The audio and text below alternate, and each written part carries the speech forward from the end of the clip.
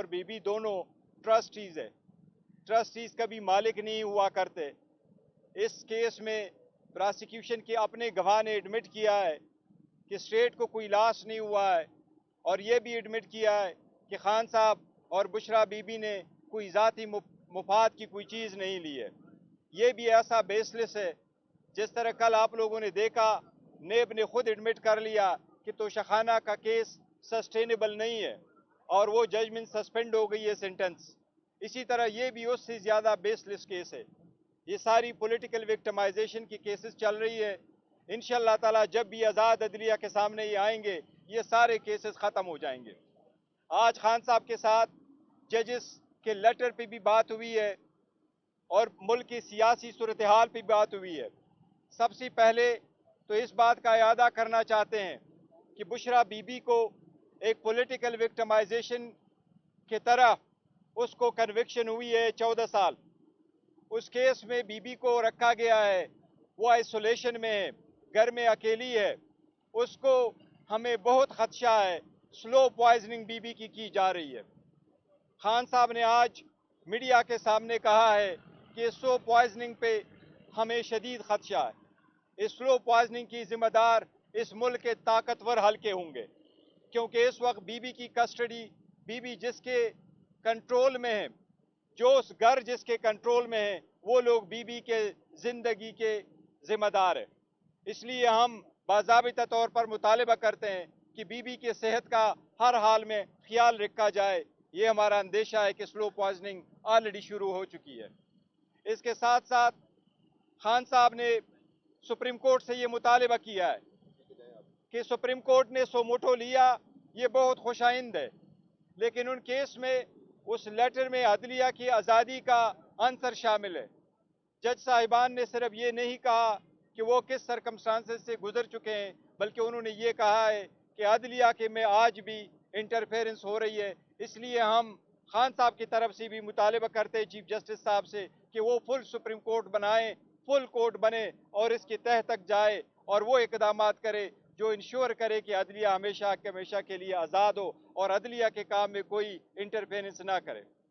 साथ ही हम ये कहते हैं, चीफ जस्टिस साहब से हमारा मुतालबा है कि जिस तरह बाकी केसेस जल्द से जल्द कंक्लूड हो गए, इसी तरह हम आपसे मुतालबा करते हैं, इल्तिजा करते हैं, दरख्वास्त करते हैं कि 9 मई पे जो कमीशन की पिटीशन हमारे सामने हम फाइल कर चुके हैं, वो सुप्रीम कोर्ट में 25 मई से पेंडिंग है। उस पर बारह मेहरबानी बेंच बना करके उसका फैसला किया जाए। इसी तरह खान साहब की डिस्क्वालिफिकेशन का एक केस सुप्रीम कोर्ट में पेंडिंग है।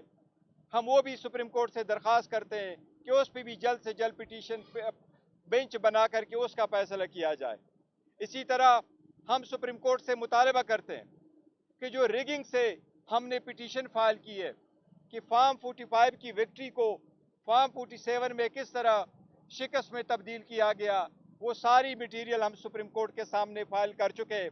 हम सुप्रीम कोर्ट से इस्तदा करते हैं कि उस पर बेंच बना करके उसका भी फैसला करें।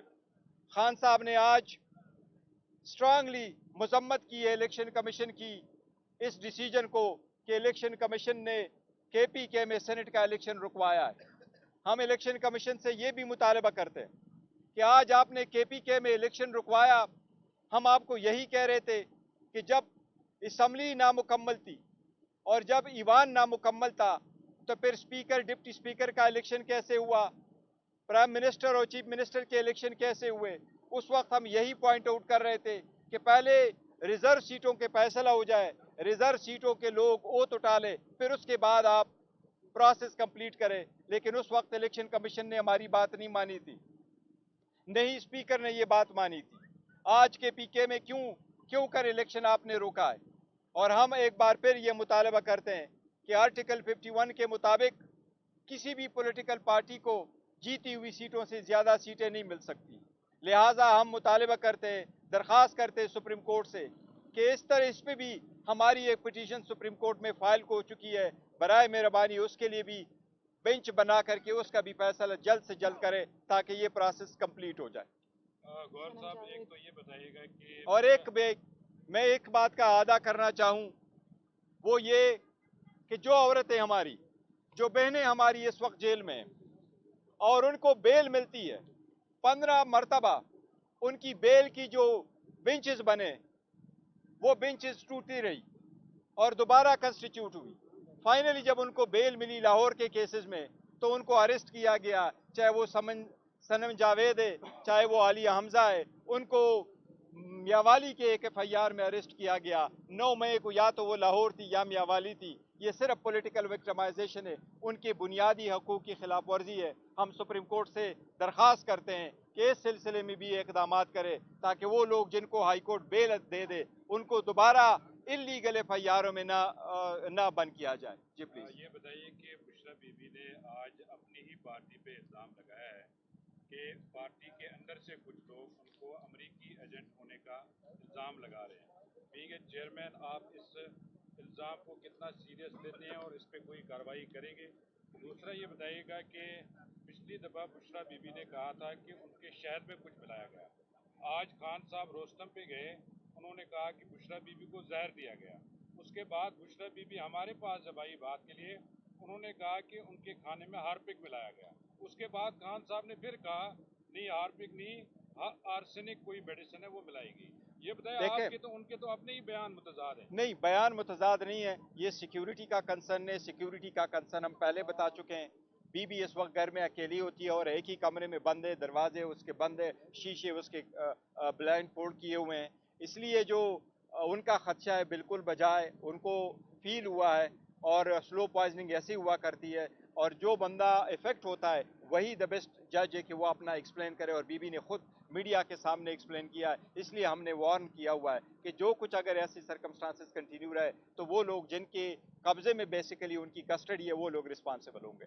पार्टी पे इल्जाम लगाया अमेरिकी। पार्टी पे देखे इख्तलाफात होते रहते हैं, अगर पार्टी के अंदर है तो हमारा अंदरूनी मामला ऐसा इंशाल्लाह ताला हम रिजॉल्व कर लेंगे।